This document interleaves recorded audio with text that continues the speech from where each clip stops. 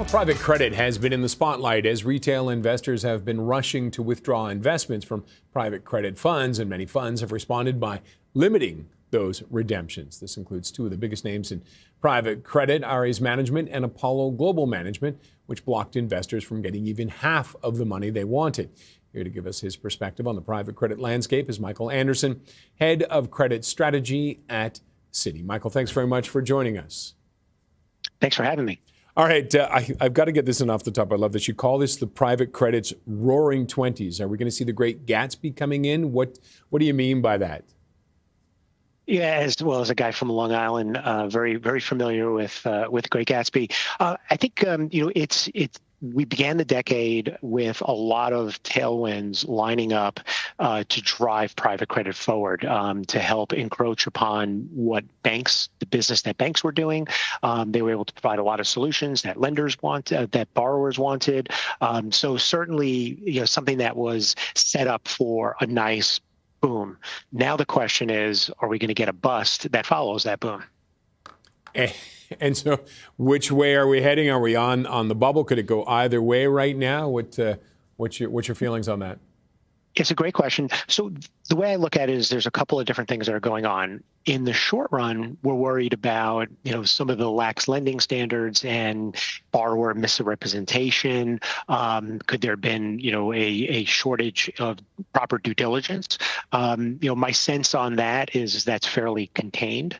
The bigger question and the longer term question is the AI disruption theme. So we've seen software equities, software bonds sell off a lot, and private credit has significant exposure relative to public markets. And so right now we're still in significant price discovery mode.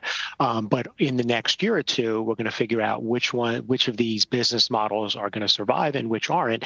And in the which aren't, is there going to be decent recoveries? In other words, are these assets going to be worth something in restructuring? And that's really what we're all looking at. But I think to your point is there are certain things that definitely give you pause. Number one, average credit quality is generally low single B. The agencies don't give ratings, but they do provide credit estimates. And that generally is very concentrated in low single B. So that's fairly deep in below investment grade. Number two is you have a fairly short maturity wall. And so some of these deals are going to have to be dealt with over the course of the next year to 2 years. There's a lot of 2027, 2028 maturities. And then you have significant exposure to potentially AI disrupted sectors, software, services, and potentially others that might, the AI theme is evolving very, very rapidly. So we'll see in the coming quarters. But there are definitely certain factors that are set up for a significant default cycle. Yeah, I was going to say, it sounds like there's a lot of money coming due. Is the money going to be there? Well, credit's a confidence game, right? And so right now, the public markets are telling you that the confidence isn't there, right? The BDCs are trading at 80% of the listed BDCs are trading at 80% of their NAVs, which is driving some of the non-listed BDC outflows.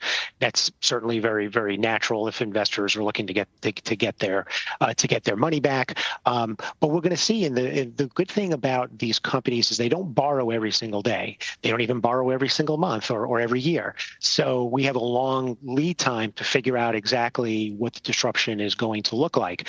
For the time being, the BDC managers highlight that these companies are performing according to budget. Their EBITDAs are growing. But our concerns aren't over, the last quarter or the next quarter or two. Our concerns are a year or two out. And as we've seen, the AI theme is evolving very, very quickly. I see it how we're using it in our business on a day-to-day basis.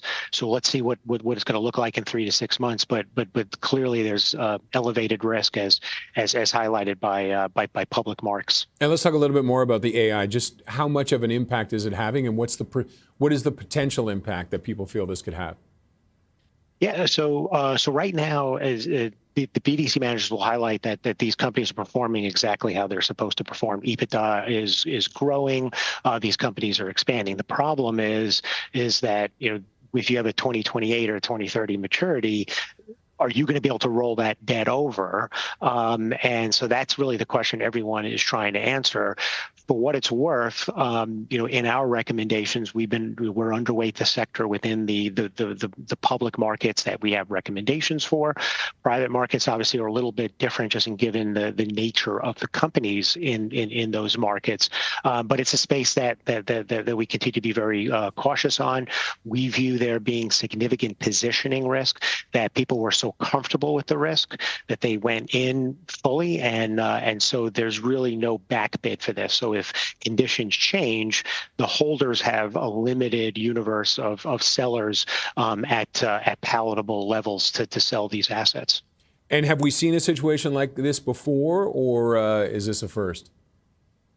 Yeah, I mean, I think probably the closest thing that you'd have is around the turn of the century, when we had the telecom and tech bust, where there was just a lot of build out, and there was a lot of lending, and on the other side, a lot of these assets weren't worth all that much because people couldn't monetize it. In that's probably the closest thing.